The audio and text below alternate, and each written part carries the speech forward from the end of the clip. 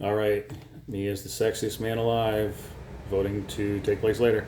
I'm going to give you my 2025 98th edition Oscar. Is it 2025? No, it's 2026. But it is happening in 2026. I hate how they do it. It's the 98th Annual Academy Award winners. Of course, all the voting has happened. I'm not a voter, but I do understand how people vote in many of these categories, and I could help you win your Oscar pool. I'm going to start with visual effects. Avatar, F1, Jurassic Park, 7000, Lost Bus, and Sinners. Visual effects would probably go to F1 with sound. Again, with the two major leaders in this one is F1 and Sinners. Another very strong chance that F1's going to win, and the reason why is because of the foreign aspect of British voters tend to be very high in these categories now that the sound categories have been combined after the last few years. Usually you would quote Split the Baby and give one to Sinners, but with it all in one category now, my belief is that F1 will win both of those early categories. Now with production design, the category is Sinners, One Battle After Another, Marty Supreme, Hamnet, and Frankenstein. I'm going to say Sinners takes the W there. Now we get to the music category. And Get Ready America, K-Pop Demon Hunters will get the W. It just makes me laugh to just think that that's going to win. But yes, it's going to be the first Korean language song, though the song will be performed in English, to win the Academy Award. But then you go to a music original score. The category is Begonia, Frankenstein, and I pronounce it Frankenstein. I know it's Frankenstein, but I just think it's funnier in Mel Brooks' world just to say it's Frankenstein. Hamnet, One Battle After Another, and Sinners. For song, I think it's going to go to Sinners as sort of a makeup for the music category. Now, for hair and makeup, you've got Frankenstein, Kokoko, Sinners, Smashing Machine, the rock movie about MMA guy, and The Ugly Stepsisters. This is where I think you start to see the path of many victories coming with the Sinners taking the W there. Now we go to live action short film, and I always tell bettors, if there is a British way to win a category, you take it. And in this case, Jane Austen's period drama, without seeing any of these movies, will likely win because of the British aspect of it. Then we go to international feature film. The Secret Agent, Brazilian. It Was Just an Accident, French. Sentimental Value, Norway. Sarat, Spain. And The Voice of Hind Rashab in Tunisia.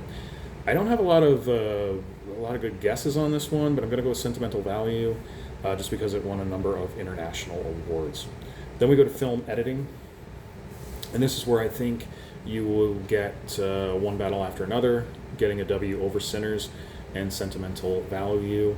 The other category nominees were F1 and Marty Surprise. Then we get to documentary short film. Again, if you can find a British way, you pick it. And without seeing a reliable British entry into this one, I'm going to go with Children No More, We Were and Are Gone. Another foreign battle kind of movie. Then you get to documentary feature film, and I'm going to go in an environment in the anti-Trump world. I'm going to go Mr. Nobody Against Putin. Then we get to directing. But actually I'm going to skip that for a second. Directing will be, generally should be the second to last award, though ABC has changed things around a little bit. There was some talk that maybe directing would be in the middle to break up with Best Picture, but we'll see. And then I'm going to pop over to costume design. Costume design, this is where Hamnet could win an award, but I'm actually going to go with Sinners in that category. Cinematography, this will be a very contested award. This is where you could see a split in the vote between Frankenstein, One Battle After Another, and Sinners with a surprise victory. I'm not going to go with Train Dreams, though there has been some movement in the betting markets that movie could actually come in and surprise with cinematography, but I am going to go with One Battle After Another. Then we're going to casting. Casting is a brand new category. Never been decided. There's no real data here. So I'm going to imagine it's probably going to be the one with the biggest cast, sort of like when SAG picks their ensemble cast for an award. And on that regard, the biggest cast that I believe would be on there would be One Battle After Another. not Sinners in that category. Then we move over to animated short film, and then you go, hey, is there a British entry or a British friendly entry? And the British friendly entry would be Butterfly. Then we go to animated feature film, and again, you've got Arco, ELO, K-pop Demon Hunters, Little Amelie, and Zootopia 2. Normally the rule of thumb would be go with Pixar, but Pixar has proven they are not worthy lately, so I'm going to go with K-pop Demon Hunters. Then I'm going to go back to why I kind of skipped director, even though it could go in this order. Original screenplay. Blue Moon, It Was Just an Accident, Marty Supreme, Sentimental Value, Sinners. Going with Sinners. Ryan Coogler, who's the director as well. Writing. Begonia, Frankenstein, Hamnet, One Battle After Another, Train Dreams, One Battle After Another, Paul Thomas Anderson, also the director. Now I'm going to slide up to director. So could this one Breaketh the Tieth? Clea Zoe for Hamnet, Josh Safdie for Marty Supreme, Paul Thomas Anderson for One Battle After Another. Sentimental Value has Jacome Trier and Ryan Coogler.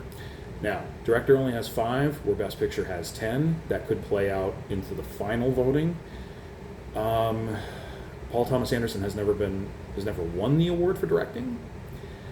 I'm gonna put Ryan Coogler there. Though if Paul Thomas Anderson won, I don't think you're wrong in betting against me necessarily in that category, but I'm gonna put Ryan Coogler there.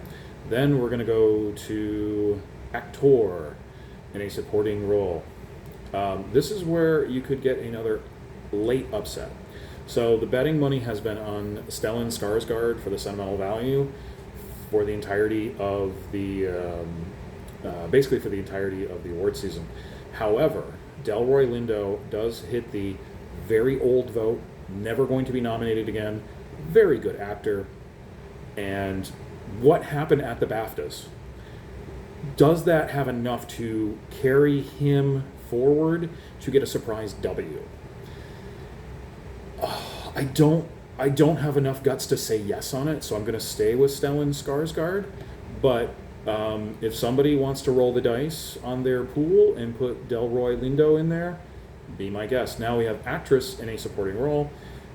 This one is going to be Teyana Taylor in One Battle After Another. She's won everything and will continue to do so. Actress in a leading role, Rose Byrne for If I Had Legs, I'd Kick You, has won every award and will continue to do so. Actor in a leading role. This could have the opposite effect. Now, Michael B. Jordan and Timothée Chalamet have been going back and forth. Michael B. Jordan has had most of the momentum, and I think will continue for Sinners over Marty Supreme. Now, Best Picture, again, has 10 nominees, and this is where it can come into play. Train Dreams, Sinners, Sentimental Value, A Secret Agent, One Battle After Another, Marty Supreme, Hamnet, Frankenstein, F1, and Begonia. Now, the money traditionally would say Sinners, okay? Wins the SAG for Best Cast, gets the surprise W at the BAFTAs. However, now there's 10 nominees, not 5. I'm going to roll the dice here. And I'm going to say that Paul Thomas Anderson, Adam Somner, and Sarah Murphy will win for One Battle After Another. That is my prediction of upset. They will upset Sinners and take the W in the 98th. Again, nobody goes home happy with a Paul Thomas Anderson win. I'm sorry. And it's not going to happen for Sinners. That's my prediction. We'll see how wrong I am.